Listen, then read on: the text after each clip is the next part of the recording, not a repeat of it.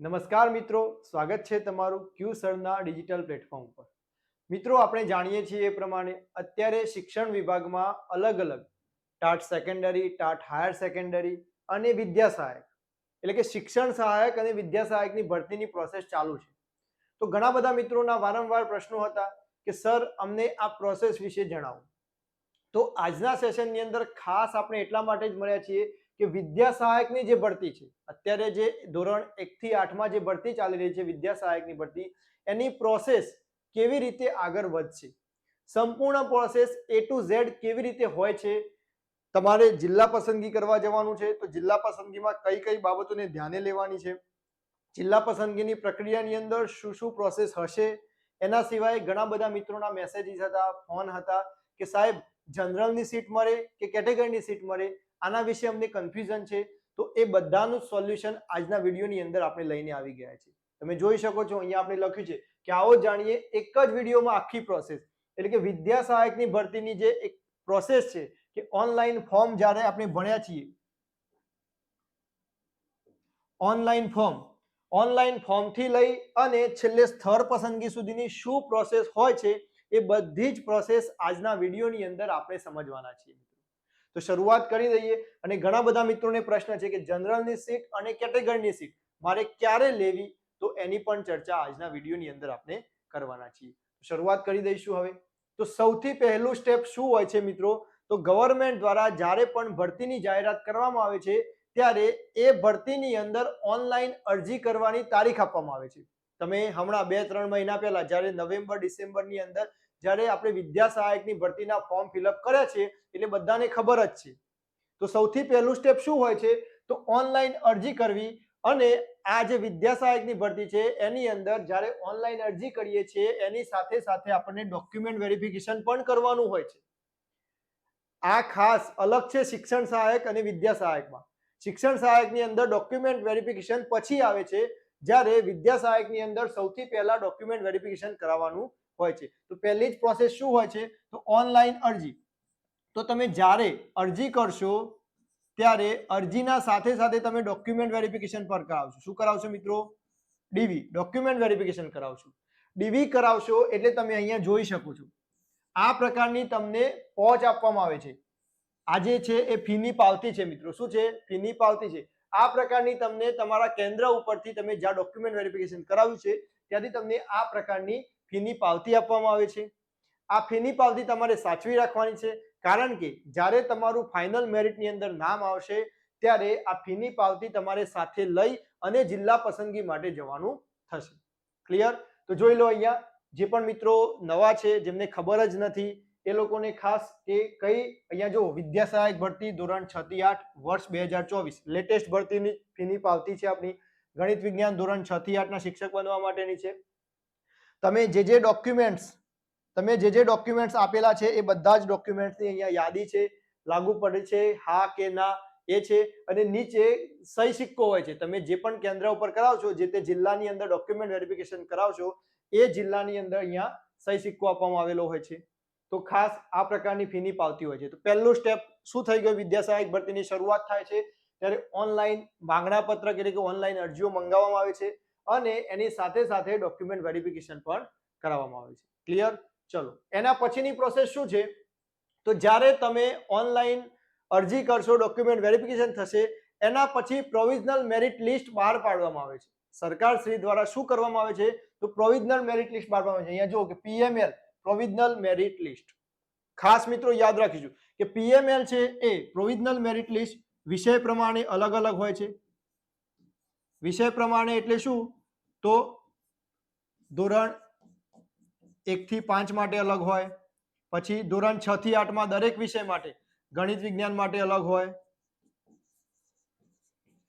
એની સાથે ભાષા છે તો ભાષામાં પણ 4 ભાષાઓ મિત્રો, અંગ્રેજી, ગુજરાતી, પછી હિન્દી અને સંસ્કૃત, આ 4 ભાષાનું અલગ મેરિટ લિસ્ટ હશે, પ્રોવિઝનલ મેરિટ લિસ્ટ અલગ હશે। એના પછી સામાજિક વિજ્ઞાનનું પણ હોય છે મિત્રો, સામાજિક વિજ્ઞાન ધોરણ 6 થી 8માં। તો આટલા મેરિટ લિસ્ટ દરેકે દરેક ઉમેદવારોના પ્રોવિઝનલ મેરિટ લિસ્ટ છે. પ્રોવિઝનલ મેરિટ લિસ્ટનો મતલબ શું છે મિત્રો? તો જો આ મેરિટની અંદર તમને કોઈ વાંધા અરજી છે, તમારા મેરિટની અંદર તમને કોઈ કન્ફ્યુઝન છે કે મારા મેરિટની અંદર ભૂલ છે, તો એ ભૂલને સુધારવા માટે આ પ્રોવિઝનલ મેરિટ લિસ્ટ બહાર પાડવામાં આવે છે. પ્રોવિઝનલ મેરિટ લિસ્ટના સાથે સાથે તમને વાંધા અરજીનો ટાઈમ આપવામાં આવે છે.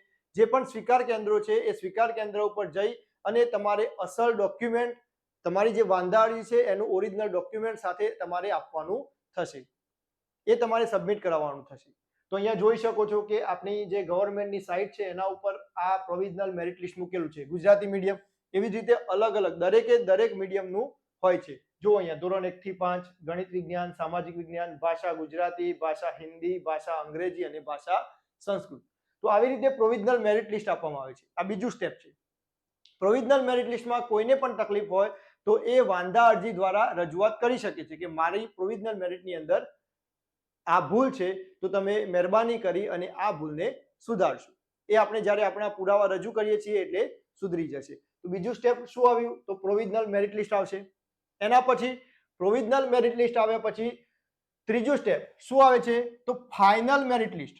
હવે ઘણા બધા ઉમેદવારોને પ્રશ્ન છે અને ઘણા બધા ઉમેદવારોના મગજમાં એવું જ છે કે ફાઇનલ મેરિટ લિસ્ટ આવે એટલે કે જેટલી જગ્યાઓ, દાખલા તરીકે વિદ્યા સહાયકની 4000 જગ્યાઓ છે, તો બધા ઉમેદવારોને એવું જ હોય છે કે ફાઇનલ મેરિટ લિસ્ટની અંદર 4000 ઉમેદવારોનું જ લિસ્ટ આવે.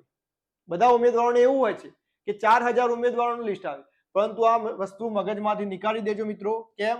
તો જ્યારે ફાઇનલ મેરિટ લિસ્ટ આવશે એ ફાઇનલ મેરિટ લિસ્ટ પણ તમામ ઉમેદવારોનું હશે.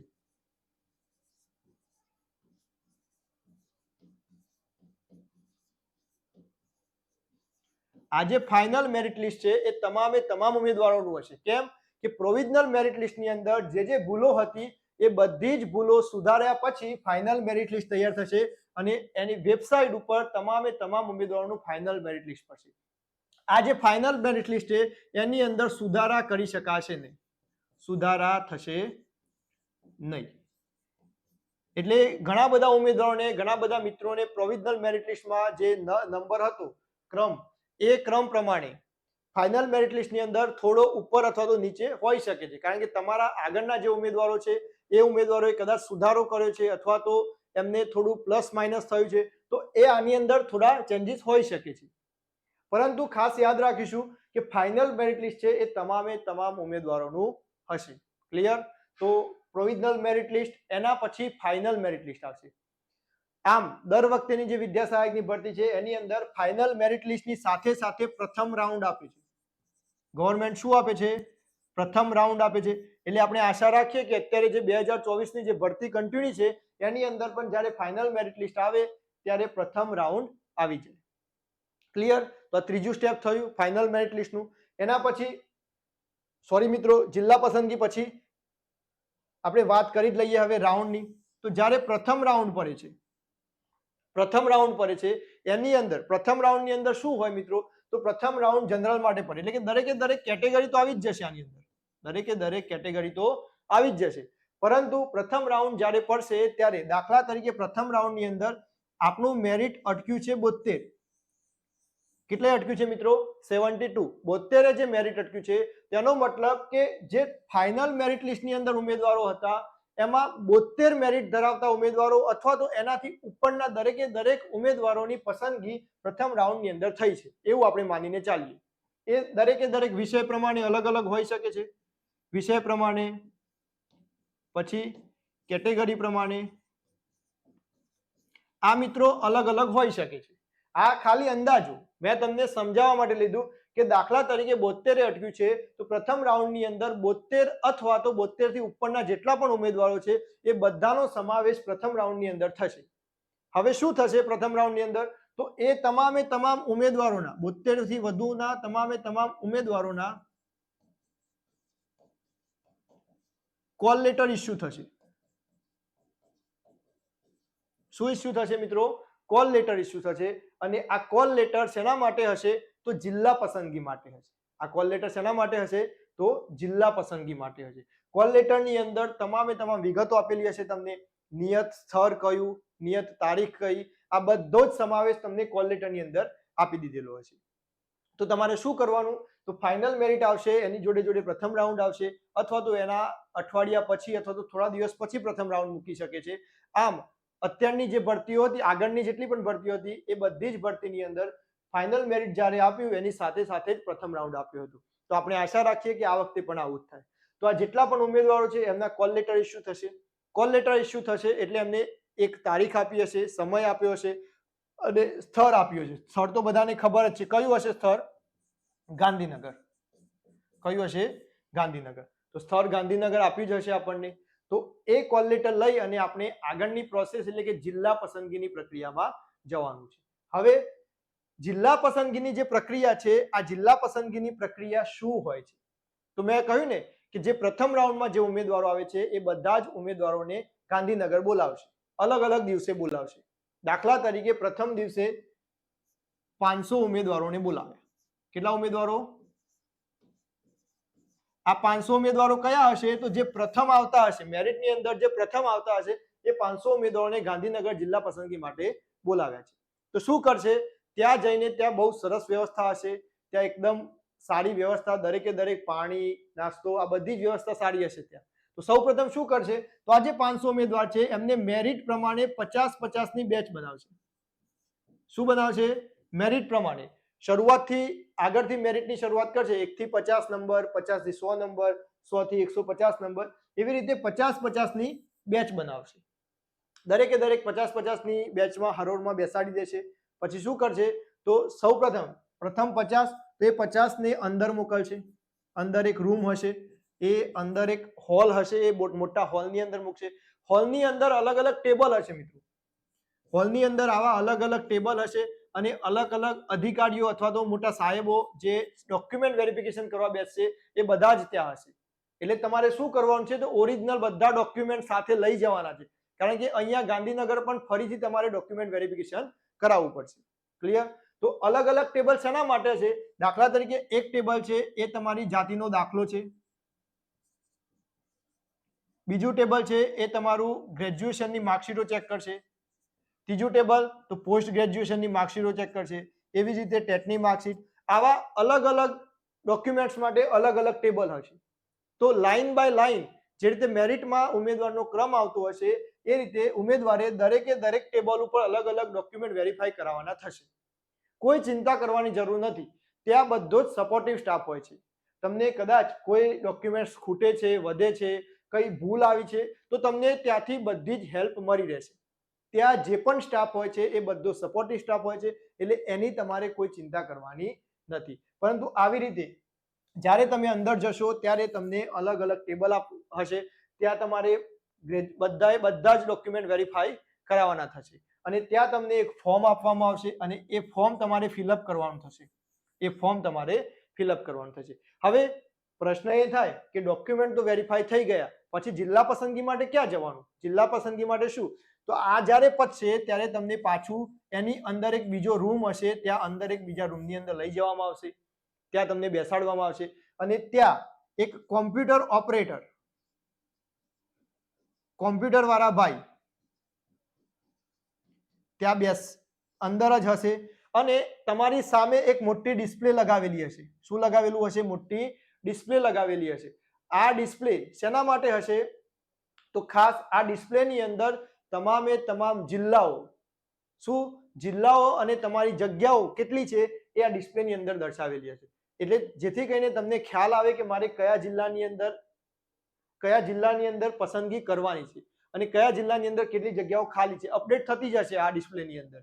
દાખલા તરીકે ગાંધીનગર, મારે ગાંધીનગર લેવું છે તો ગાંધીનગરની જેટલી પણ સીટો છે એ બધી સીટો અહીંયા દર્શાવેલી હશે. કેટેગરી વાઇઝ, જનરલ પ્રમાણે જે પણ સીટ છે એ બધી જ આની અંદર દર્શાવેલી હશે. અને પછી તમને પૂછવામાં આવશે, કોમ્પ્યુટર વાળા ભાઈ પાસે તમને બેસાડવામાં આવશે અને તમને પૂછવામાં આવશે કે તમારે કયો જિલ્લો જોવે છે. તો તમે કહેશો કે મારે ગાંધીનગર જોવે છે, તો એ ભાઈ છે એ એના કોમ્પ્યુટરની અંદર ચેક કરશે કે ગાંધીનગરની અંદર કઈ સીટ અવેલેબલ છે, જનરલની સીટ કે કેટેગરીની સીટ. હવે અહીંયા તમારું કન્ફ્યુઝન થશે કે મને જનરલની સીટ મળશે કે કેટેગરીની સીટ મળશે.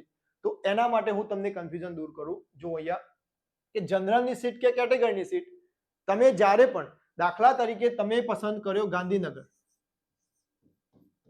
તમારું મેરિટ ઊંચું છે અને તમે કહો છો કે મારે ગાંધીનગર જિલ્લો જોઈએ છે, ખાસ અહીંયા સમજવાનું ટ્રાય કરજો.